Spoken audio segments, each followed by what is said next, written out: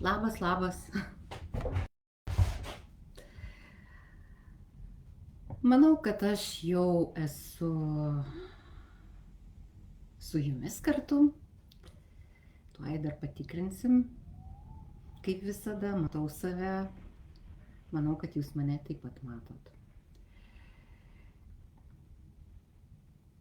Gerai. Žinokit, šiandien pagavau save, kad eina ta informacija ir kad jinai praeitų, įsitransliuotų ir man liktų ramu. Tai tiesiog sumaniau, kad sekmadienis koks skirtumas. Pasilgau jūsų. Labai smagu yra iš tikrųjų dalintis.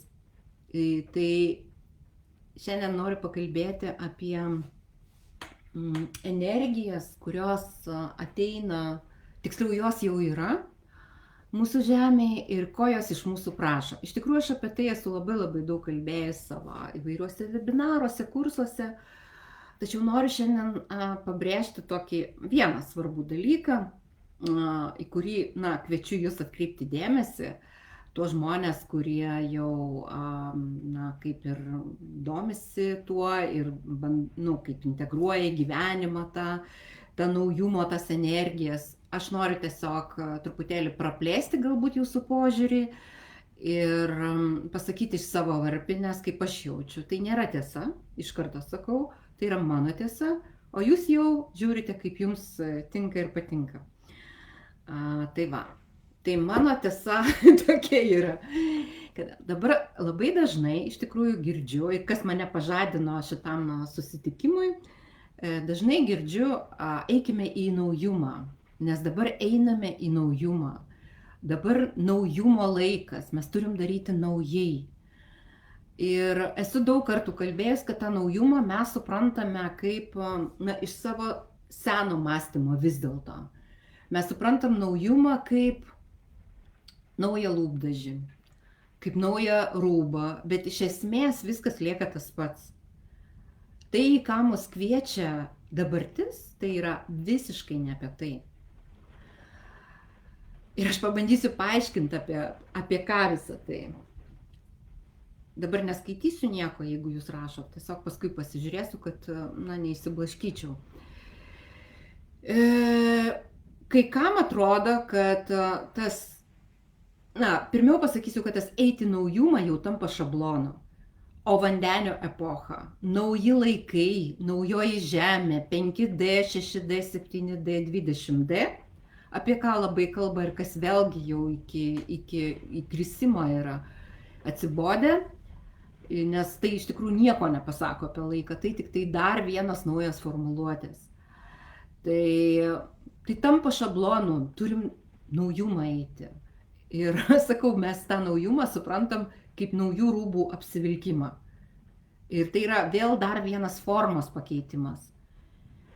Vandeniogi epocha kalba ne apie formą. Dar kad būtų supratimą man lengviau perduoti savo, pasakysiu taip, kaip aš suprantu. Tarkime, tas skirstimas į epochą, žuvų epochą, vandenio epochą, pavadinimai planetų ir tai yra susiję labiau su žemiška, nors ir truputį kosminė prasme, bet labiau su žemišku požiūriu. Vis dėlto mes, eidami į tą naujumą, kaip mėgstam sakyti, einam į kosminį virsmą. Tai yra daug toliau negu planetų veikimai. Tai dar toliau, daug giliau, daug erdviau. Tačiau žodžiais man tai labai sunku perteikti. Aš turiu tik tai tą jausmą ir bandysiu dabar jį apibūdinti. Taigi, sakau, kad daugelis tą naujumą suvokia kaip daryti tai, ko dar nedarėme. Ir pavyzdžiui, kas liečia veiklas, aš to niekada nedariau ir man čia yra tas toks noras iš vidaus. Aš noriu tai daryti, tai man iššūkis, aš pereisiu per tą iššūkį. Ir aš žengsiu į tą drąsą ir darysiu tai. Puiku.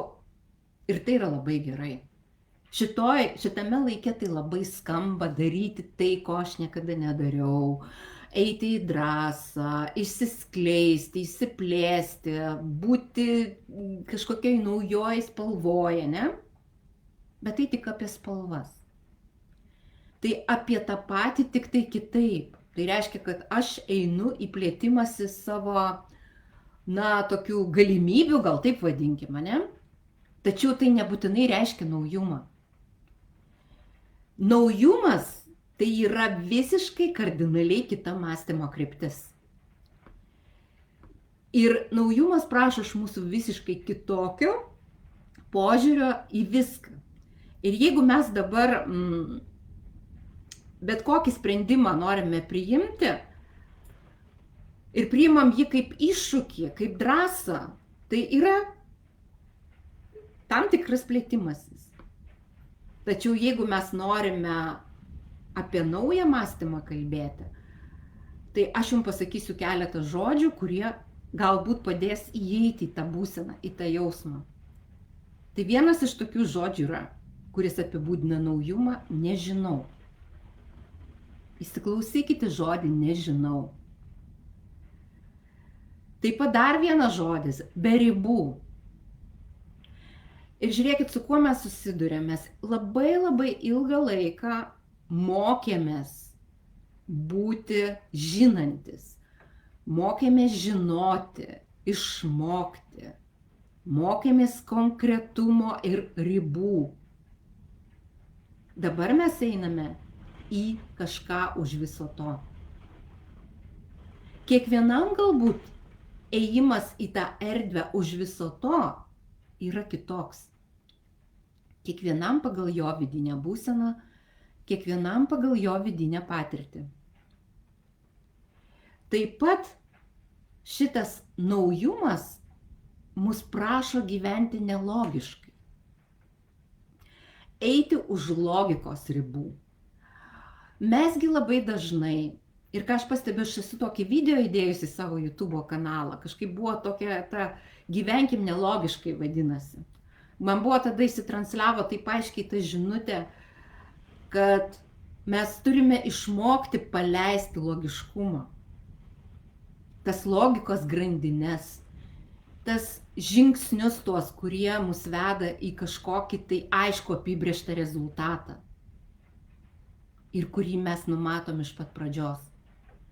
Dabar yra visiškai kitaip. Dabar mesgi einame kaip akli, dažniausiai einame vieni. Mes einam pagal vidinį GPS, kuris mus veda kažkur, kur mes nežinome kur. Ta prasme, mes kaip ir jaučiame tą kur, bet tik tai krypties tokiu suvokimu, tačiau to apibrėžto rezultato, produkto konkretaus, ne?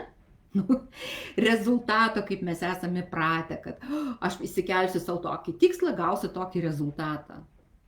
Dabargi tas rezultatas gali kisti, todėl ne jis svarbiausia, o svarbiausia ta tėkmė vidinė, tas vidinis pojūtis, kuris mane veda.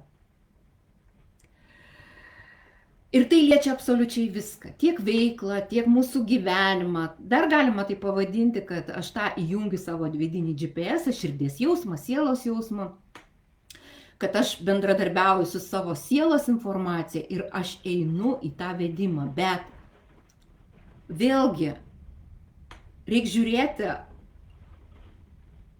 nes jeigu jūs veda siela vis dėlto, jinai ves, manau, kad tą naujumo linkme, to gryno, tikro naujumo linkme.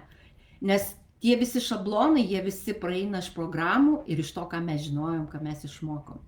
Ir dabar žiūrėkit, ką aš pastebėjau ir dėl ko man ta tema tokia kilo, kad žmonės sako, dabar aš eisiu į naują veiklą ir tą veiklą apibūdina, bet tą veiklą apibūdina kokiom nors standartiniam frazėm. Ir tai yra pirmas žingsnis ir pirmas momentas, kuris rodo, kad nėra to naujumo, nes mes kalbam tais pačiais žodžiais.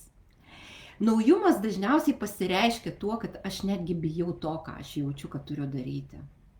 Bijau ne ta prasme, kad man trūksta drąsos apskritai eiti viešumą, bet aš jaučiu tai, ko dar niekur nėra. Ir aš būsiu toj srity absoliučiai pionierius. Aš darysiu tokias formas, jungsiu tokius dalykus, kurių niekada niekas nedarė. Ir tai yra baisu. Dar vienas momentas, kuris liudija apie naujumą, tai kada jums ateina spontaniškai žinutės. Va taip spontaniškai atėjo ir sako, tu eik ir daryk. Ir tai, ką tu pajutai, tai tu net nesupranti, ką tu pajutai, o tau sako, eik ir daryk. Čia yra apie naujumą. Ir tada, kada tas bus žengtas pirmas žingsnis, jūsų erdvė įsiplės ir po to pirmo žingsnio ateis aiškumas, ką toliau reikia daryti. Kodėl mes anksčiau visus dalykus tiesiog pažingsniui kažkaip tai sudėliodavom, mes matydavom tam tikrus etapus. Dabargi viskas labai keičiasi. Tu gavai tą pirmą impulsą, jis tau davė suvokimą labai trumpam etapui. Toliaugi, kada tu žengiai tą pirmą žingsnį, išsiskleidė kiti etapai ir galbūt jie nebus tokie, kokius tu pačiai pradžioje jautei. Ir tas skleidimas, jisai vyksta su kiekvienu nauju žingsniu, todėl rezultatą numatyti yra neįmanoma. Ir tai liečia mūsų visas naujasias veiklas. Dar vienas momentas, ta informacija apie naują daryti ateina tokia, kad jinai tave akimirksniu išplečia. Tu net nebesuvoki, tau susprogsta smegenys, tavo visa erdvė, tavo visas laukas įsiplečia. Ir tu suvoki, kad, o Dieve, aš nesuprantu apie ką tai, bet mane tai taip įkvepia. Tu jauti tik tai būseną ir toliau jau diktuojasi forma.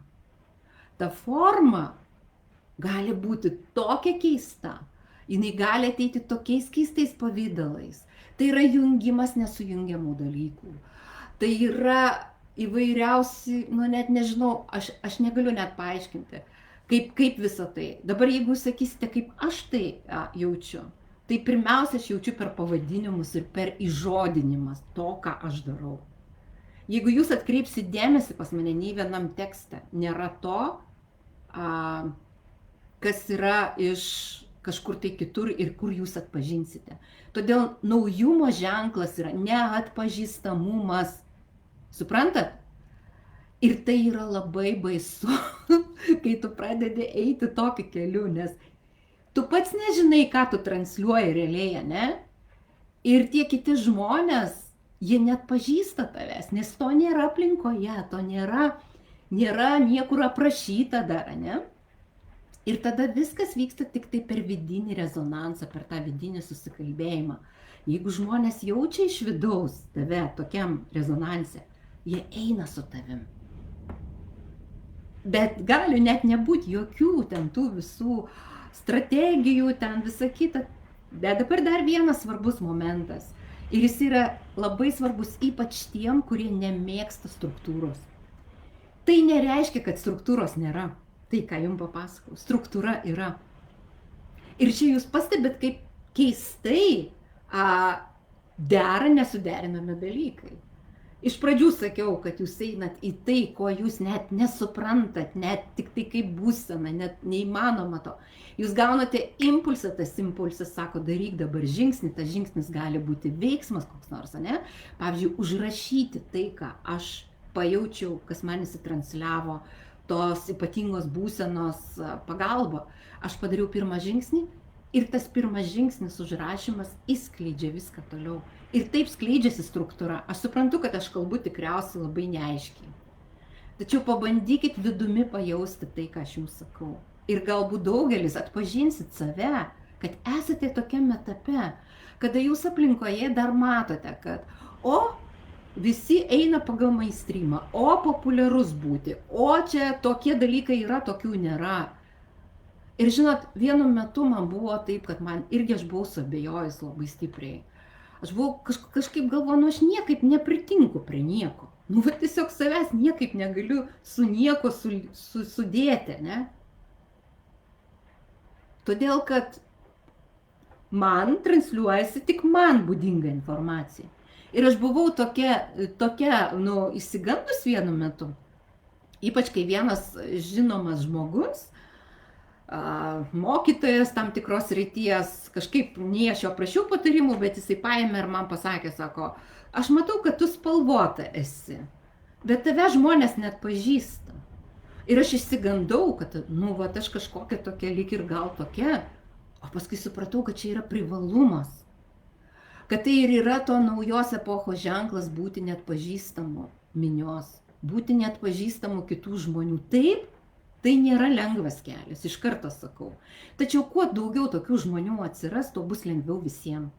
Ir tada mes, jau grinai pagal vandenio epochos tą energiją, mes visi unikalume, autentiškume jungsimės į bendruomenės. Mes vieni kitus savo palaikysime, bet mes nebūsime masė. Suprantat, kame reikalas, apie ką? Tai yra apie begaliniai tyrą individualumą ir unikalumą, bet ne buvimą bendruomeniai, bet kiekvienam būdant individualiam ir nesusitapatinant su kitu, kuris yra aplinkui. Ir kada mes, pasižiūrėkit, labai geras pavyzdys, kas mėgstat granatus, ne? Jeigu granatą prapjaunat, ne? Ir granatas geras, toks sveikas, ne? Jūs pamatot ką? Tame granato viduje kiekviena ta sėklytė yra individuali. Kiekviena liečiasi su kita, jos tarpusavį niekaip nekonkuruoja. Tačiau jos kiekviena savo viduje kuria tą skonį, tą granato vaisiaus sodrumą, tą granato vaisiaus spalvą. Ir granato sėklytės kiekviena yra individuali, bet kartu tai yra granatas. Tai ir mes unikalūs savo unikalume, mes kuriam unikalias bendruomenės, unikalias grupės. Ir šita grupė yra sukurta su ta intencija. Tai reiškia įeik į vidų. Vidinės kūrybos erdvė tai reiškia, kad aš kuriu gyvenimą, pasaulį, viską savo viduje. Erdvė rodo beribiškumą. Kūryba rodo ne meną, o kūryba, kuri vyksta kiekvieną dieną. Apie tai aš jau kalbėjau mini kurse, kuris yra ir kurį galite rasti čia 5 pamokų ir kuriame labai įdomias temas, manau, kad atskleidžia. Ir jeigu kas dar nematė, tai labai rekomenduoju pasižiūrėti, kol jos čia yra kol kas šitoj grupiai.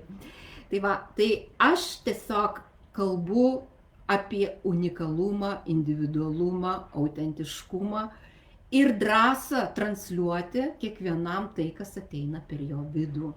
Ta spontaniška akimirka ir tuos žingsnius, drąsos žingsnius, kada mes padarom veiksmą, nežinodami rezultato. Tačiau gebame struktūriškai išdėlioti informaciją, kuri ateina iš mūsų vidinės būsenos. Dieve, kaip sudėtingai pasakiau, bet nežinau, kaip pasakyti kitaip. Tikiuosi, kad jūs pajutot, apie ką kalbu. Ir kad kiekvienas einame iš savo to unikalumo taško ir daugelis žmonių, iš tikrųjų, ką aš pajutau, jie net nesupranta savo unikalumo. Jie net neatpažįsta savo unikalumo. Ir labai dažnai yra duodamas tos užduotis, ir aš pati jas esu davus, koks mano unikalumas yra, kuo aš esu unikalus, unikali. Ir žinot, tas apibrėžimas unikalumo, jisai labai trafaretiškas, didžiąja dalimi yra. Lygiai taip pat aš kviečiu atlikti pratimą, kokią energiją transliuojasi per mane. Kokią energiją aš transliuoju. Ir aprašyti tai ne abstrakčiom frazėm, o konkrečiai. Konkrečiai tai nereiškia, kad, ten kaip apie daiktus, kad rašytumėm. Bet jūs pasistengkit išryškinti savo vidinę energiją, jos unikalumą ir įvardinti žodžiais. Kada jūs įvardinsit žodžiais savo energijos unikalumą, jūs tikrai pajausite, kad tie dalykai, kuriuos dažnai jūs nekreipdavot anksčiau dėmesį, iš tikrųjų yra tas beldimasis tos naujumo energijos į jūs. Tiesiog pabandykit pajausti. Bet pirmiau užsirašykit. Nes žodis yra pirma energijos, palaukit, tuoj pasakysiu, žodis, įžodinimas ar raštu ar žodžiu yra pirmas žingsnis į energijos materializavimą. Pakartosiu dar kartą. Žodis užrašytas arba pasakytas, geriau užrašytas vis dėlto, yra pirmas žingsnis į energijos materializavimą. Kuo tiksliau jūs sugebėsite įsivardinti savo vidinę būseną žodžiais, savo vidinę energijos unikalumą žodžiais, tuo jums lengviau bus toliau eiti tuo keliu. Ir nesvarbu, kur jūs tai naudosite. Ar jūs naudosite savo veikloje, ar jūs naudosite savo gyvenime, santykiuose, savo vidinėme augime, visame, kame tai svarbu, nes viskas yra viena kaip tas granatas. Kiekviena jūsų dalis, kurią jūs norite įskleisti tam tikrų gyvenimo etapų, ar tai būtų, sakykime, saviraiška, ar tai būtų finansai, ar tai būtų santykiai, tai yra kaip tos granato sėklytės, kurių kiekviena yra individuali, tačiau yra visuma granatas. Vienas granatas. Ir jeigu jūs pradėsite eiti tuo keliu, tai įsiskleis kitose srityse. Pradėkit bent vienoje vietoje ir visa tai įsiskleis. Nes šitas pasaulis yra fraktalinis. Ir jeigu mes viename dalyke kažką padarome, mes automatiškai perkeliame tai į visas kitas vietas. Kaip danguje, taip ant žemės. Mėgstu kartoti. Tai va, tai aš tiesiog tą norėjau. Ir dar, žinot, dar norėjau ką pasakyti, kad tai liečia taip pat, pavyzdžiui, ir veiklą. Jeigu ta veikla, sakykime, dabar aš papasakosiu apie vandenio dar truputėlį savybės. Ir vandenio, ir tos epochos savybės, ir jūs išgirskite, įsiklausykite apie ką jos. Ir tada dar pabaigoje pasakysiu apie tai, kaip gali atsiliepti mūsų veiklom. Tai esu kalbėjus apie vandenio epochą daug, kad dar ten prieš tai žuvis buvo, kur buvo kančios skausmo, duališkumo, dualumo programos, kur mes viską skirstėm, mes viską atribojom. Vandenisgi atvirkščiai yra be galo individualus, bet kartu ir be galo bendruomeniškas. Na, čia taip, kalbant labiau iš psichologinės pusės, iš filosofinės pusės negu iš astrologinės, nors astrologijoje irgi taip pat atsispindi. Ir kasgi, kokios planetos valdo vandenį? Vandenį valdo Uranas ir Saturnas. Kas yra Uranas? Uranas yra plikstelėjimas, netikėtumas, spontaniškumas, netikėtos situacijos, kažkokios įžvalgos nušviečiančios ir keičiančios viską aplinkui. O Saturnas yra struktūra, konkretumas, kažkoks toks suspaudimas, varžymas tam tikrą prasme, ne? Ir šitos dvi savybės vandenyje nuolat susisiekia. Kartais jos gali atrodyti kaip konfrontacija, ką mes matom visuomenėje, ne? Ateina naujos vandeniškos idėjos kažkoks naujumas ir jis yra blokuojamas pasipriešinimo iš aplinkos. Ir ta kova jinai vyksta nuolat tarp skirtingų kažkokių pasaulėžiūrų. Tai čia yra nueinančio pasaulio reliktas. Mes kovojame iš tikrųjų su naujumu, su tuo, kas ateina, nauja, kitaip, ko mes negalim priimti, kas mus truputėlį baimės sukelia, nes naujumas visada sukelia baimę, nauji dalykai. Tai va, vandenis ir yra būtent tokie dalykai, ne? Tai kaip rašo Ilgevičienė, man patinka ta frazė. Uranas tai karščiausia dvasinės alchemijos aukštakrosnė, kurioje net ir labiausiai netikę produktai naujos kokybės grynuolių gali pavirsti. Tai reiškia, kad Uranas ateidamas staigiai griauna viską ir jisai tiesiog neleidžia pasiruošti tam. Todėl mes turime mokėti būti atviri tam, kas ateina, nes kas ateina mes negalim sukontroliuoti. Dabar yra dar vienas momentas – Plutonas. Plutonas, tai vandenis yra iš tikrųjų tos laisvės idėjos, bendruomeniškumo, tokia sunkiaja prasme anarchija ateina. Taip pat vandenis yra naujų idėjų, interneto, IT technologijų, kosmoso ir visokių tokių dalykų pranašas. Ir jisai rodo, kad technologijos mūsų gyvenime bus labai svarbios. Ir mes turime tada pasirinkimą. Ar mes eisime į tai, kad neigsim visą tai, priešinsimės visam tam ir sukelsim savo krizę gyvenime pasipriešinimu.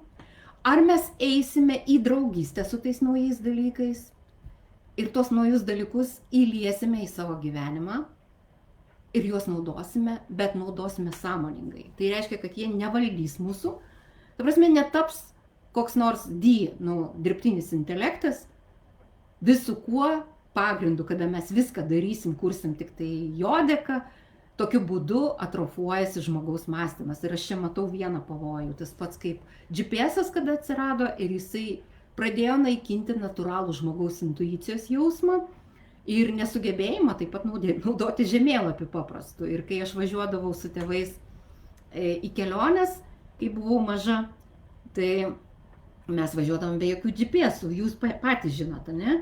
Ir važiuodavom į tolimiausius kraštus, Karpatus, Užkarpatės, aplankę tenai, visą buvusią Tarybų sąjungą išmaišėm moskvyčiam oranžinių, kaip dabar atsimenu.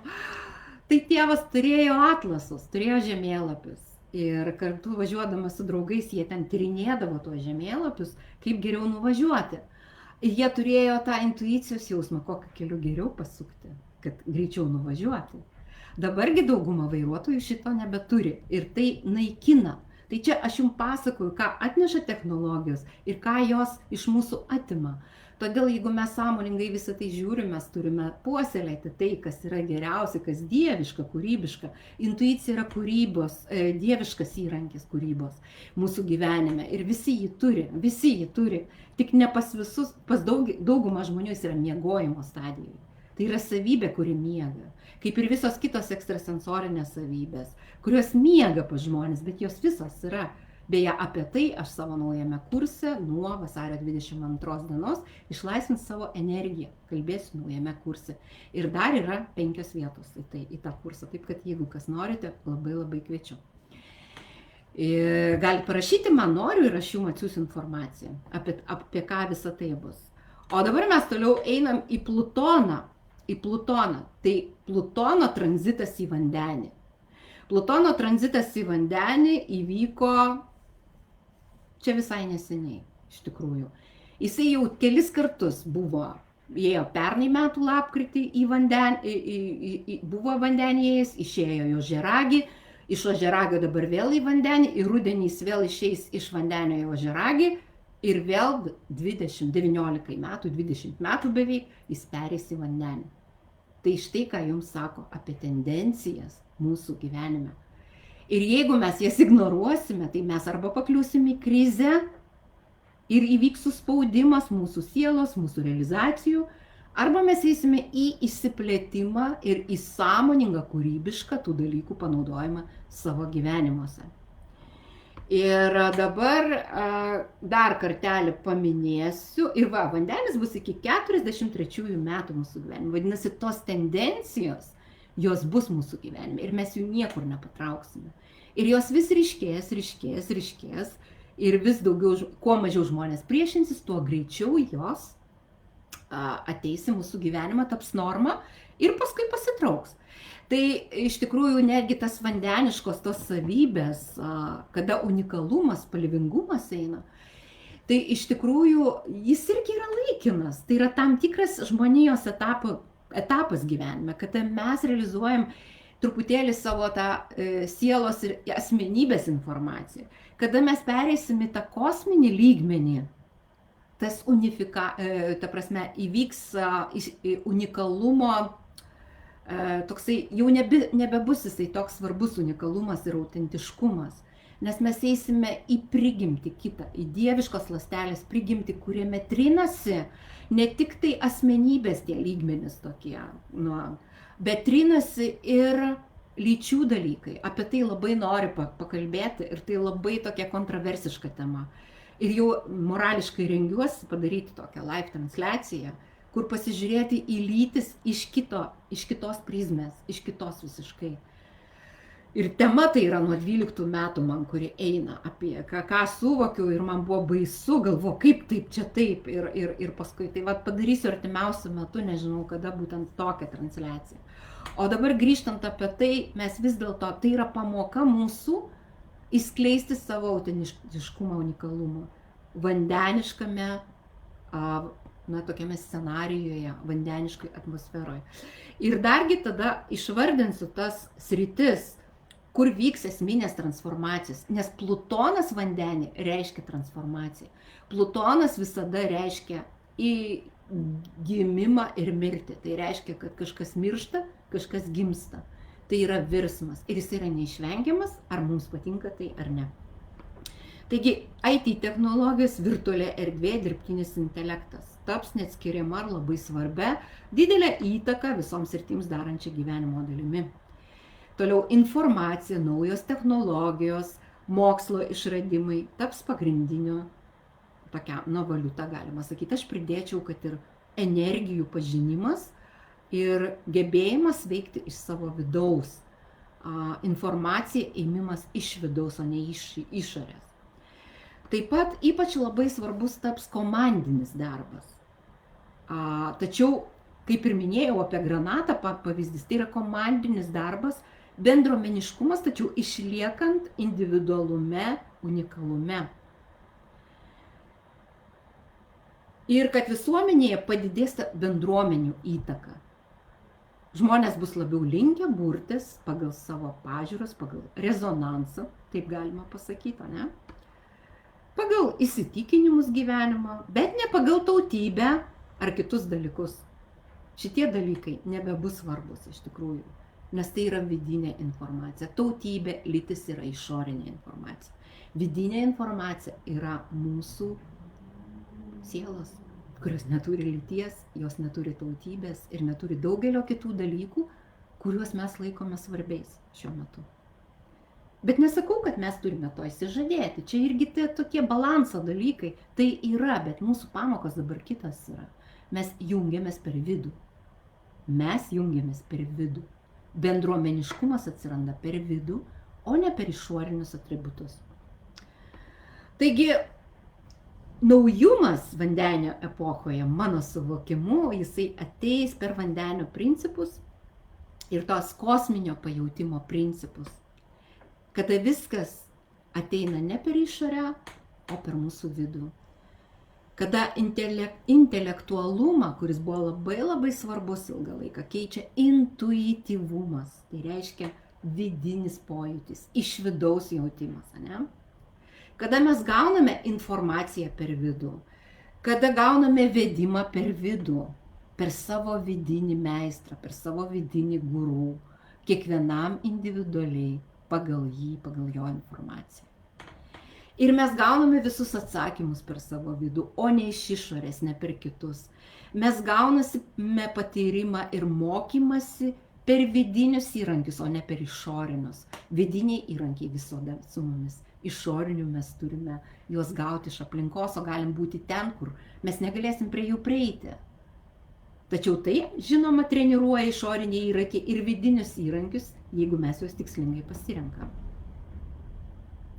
Ir aš manau, kad būtent vandenio epochoje labai bus svarbus tas pajautimas energijų, gebėjimas jausti energijas ir priimti sprendimus remiantis sielos informacija, intuicija, širdimi. Šitas nieko naujo jau mane. Vienintelis dalykas, kad, kaip minėjau, pas žmonės tos intuityviosios savybės, jos truputėlį miega pas daugelį žmonių. Ir jas reikia pažadinti, kad mes turėtumėm tą sensorinį jautrumą, tai informacijai, subtiliai, kurie nuolat yra aplink mus. Tai jeigu mes iš tikrųjų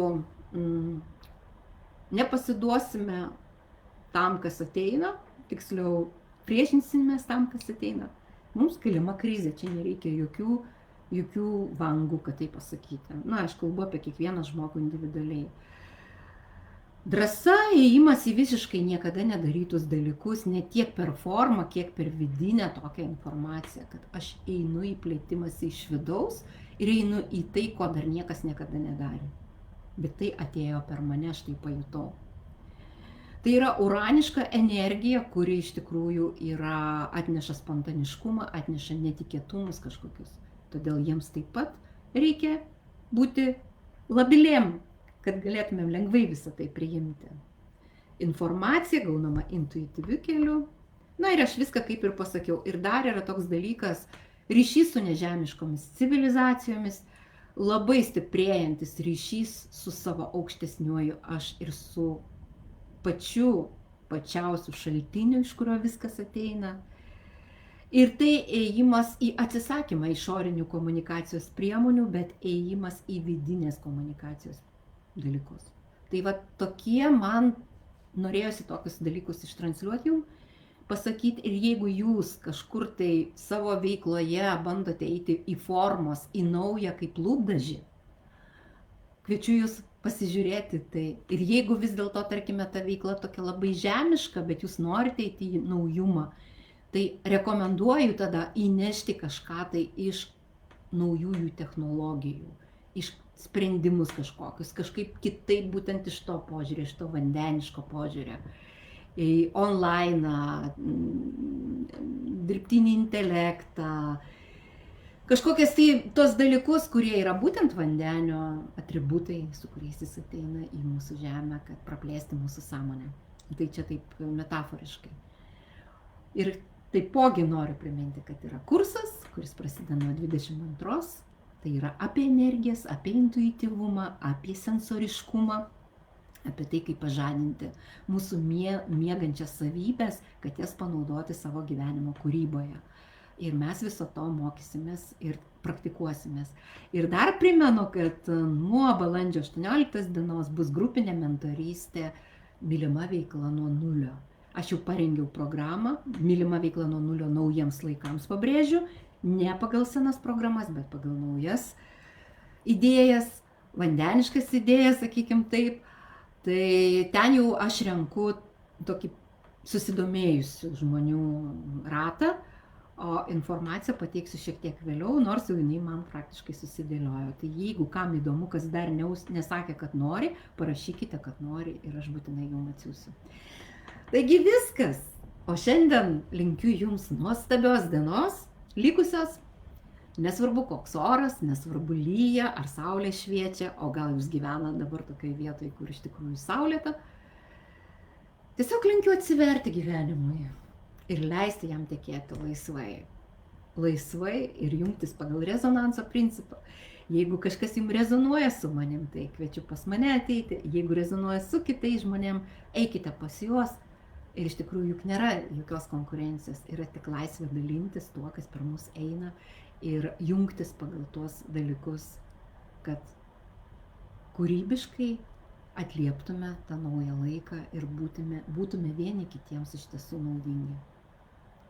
Viso geriausio, iki kitų kartų.